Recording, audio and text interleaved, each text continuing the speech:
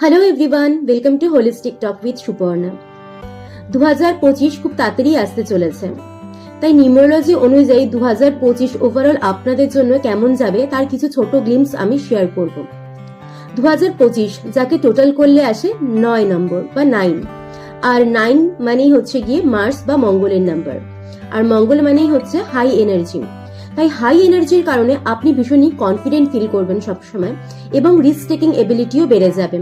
কিন্তু এর সাথে সাথে কিছু নেগেটিভ ট্রেটসও থাকবে, যেমন আপনি খুব আর্গুমেন্টেটিভ হয়ে পড়বেন, তাই রিলেশনশিপে ডিস্টারবেন্স থাকতে পারে।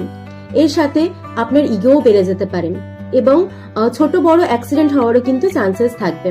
তাই অ্যাডভাইস হিসাবে বলবো, নিজের রাগ বা টেম্পারকে কন্ট্রোলে রাখার চেষ্টা করবেন। কোনো বিষয়ে তাড়াহুড়ো করবেন না, যাতে অ্যাক্সিডেন্টকে অ্যাভয়েড করা যেতে পারে। আপনার হাই এনার্জিকে সঠিক কাজে লাগানোর জন্য ওয়ার্কআউট বা জিম জয়েন করতে পারেন। আর হনুমান চালিসা কিন্তু